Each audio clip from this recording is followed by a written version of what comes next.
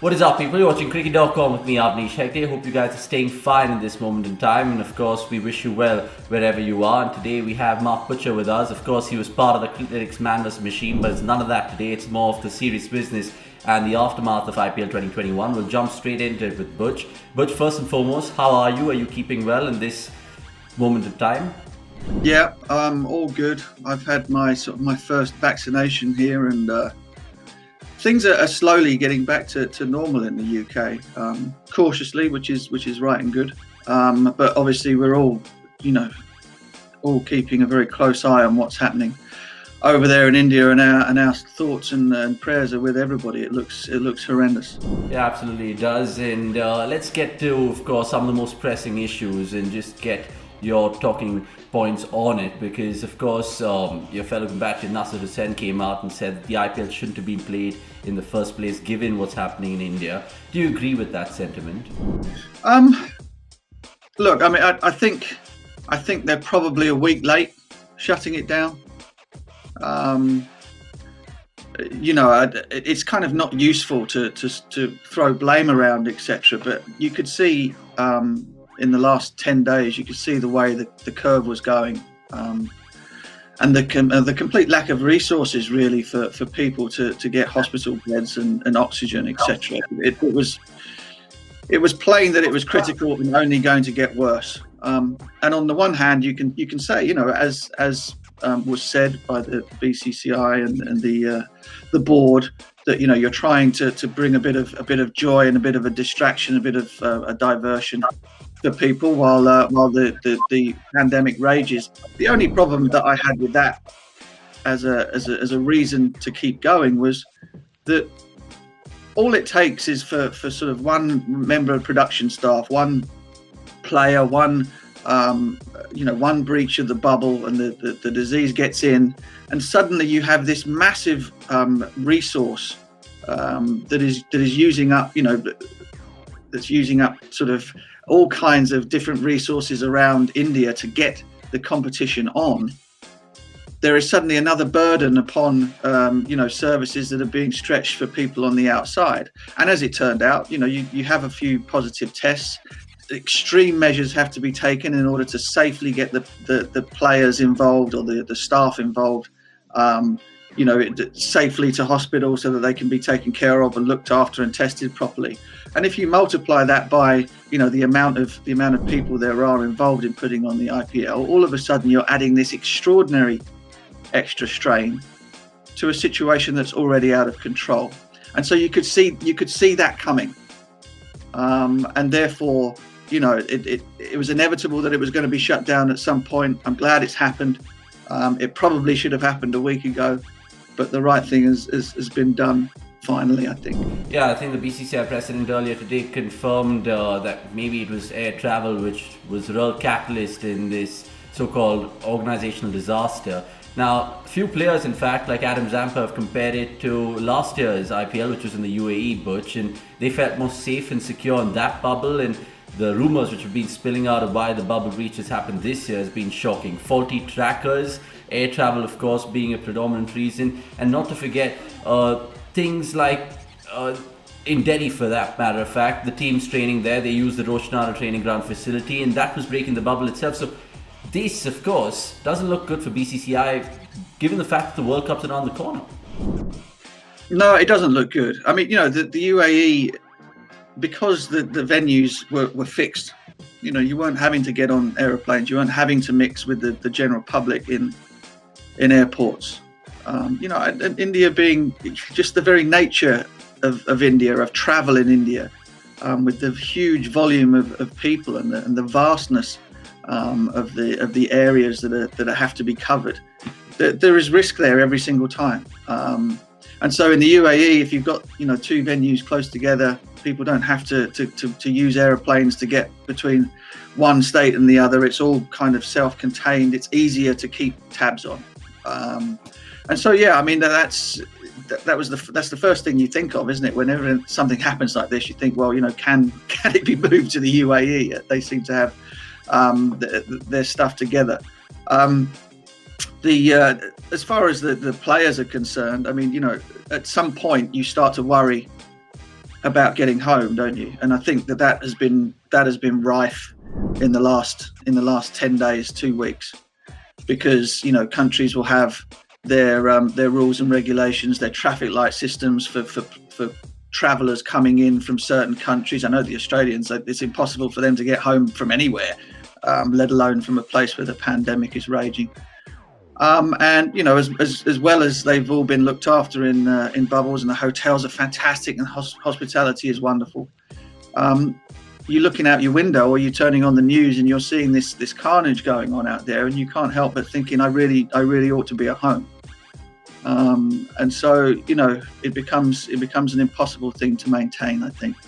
And I guess the throwing it forward, the thought will be, well, how do we finish IPL 2021? And my thinking is that I don't think you can.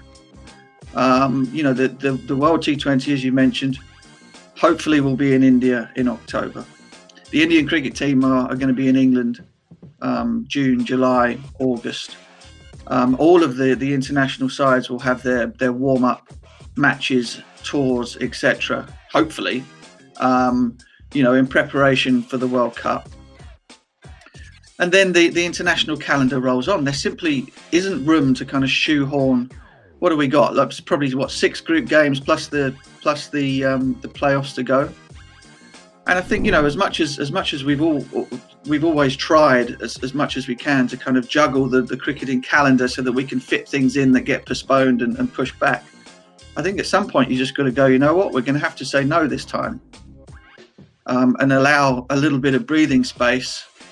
And say, look, it's a great shame, it's a great pity, but we'll see you next year when hopefully things are a little bit more back to normal, and just write this one off. I really don't see how you can finish it off with everything else that is going on in the world. But people are very ingenious. They might find a way, but I'm struggling to spot it myself. Yeah, but I mean, just they were of course hinting about the September month as a window. Do you think that would prevail? Because like you mentioned, in the build-up to that World Cup, but given the fact that the BCCI have always kind of got the way with the IPL and kind of overlapping it with the international schedule, do you think they'll prevail here, given the fact that there's, 29 games left? Well, I mean, money talks at the end of the day, but as I've said, the rest of the international teams have all got schedules in the build-up to the World Cup. And you have to factor in that it isn't just a case of fly in and play the matches, is it? You have to quarantine when you get there. You have to quarantine when you get back. There just isn't enough time, unless we can invent a couple of extra weeks in the calendar. I really don't see how it can be done, or at least how it can be done and allow everybody to comfortably and reasonably do all of the preparations that they had planned for an important tournament. Now, that tournament might not even take place in India now. And again, we hope that that situation gets back under control and that it can continue. But the likelihood, as we're here in May, is that's very much at risk.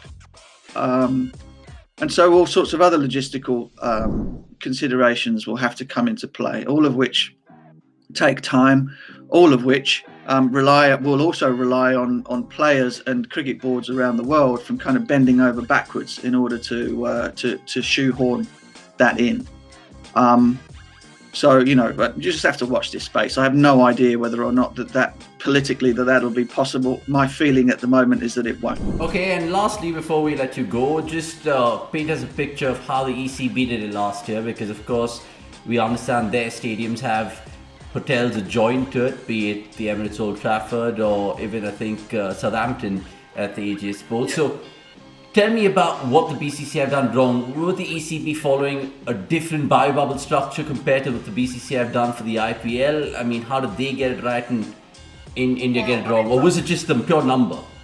Having the hotels at the grounds was important, but also you have to remember when cricket and football started being played again, the first lockdowns and whatever and the summer had come along, and largely everything was under control.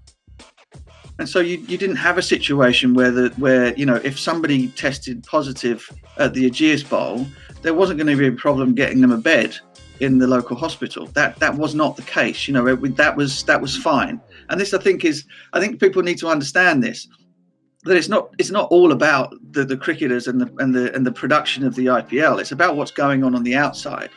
So when test matches and one-day series were going on in the UK, largely things were under control here. We didn't have the numbers that we then saw later on in the year as the sort of autumn kicked in and before Christmas. So the situation was not critical. In India, the situation is as critical as it's been anywhere in the world right now, and so it kind of doesn't matter. The bubbles are the bubbles, and you hope that they do their job. But when the cases are raging to the extent that they are in the country around them, there's not much you can do in order to kind of make things safer than you've already legislated for. And then it just becomes a case of that it's critical mass. If the healthcare system is unable to cope outside of the bubble, then it kind of doesn't matter how safe your bubble is, because you have one problem, and one problem is too many when the resources for the normal people outside are as stretched as they are. So I wouldn't put blame on the bubbles that the BCCI have provided. I've stayed in one in Chennai for the test matches, and it was perfectly fine. But at the time, COVID was not knocking people over left, right, and centre outside your window. And it is now, and you have to deal with the situation as it is right now.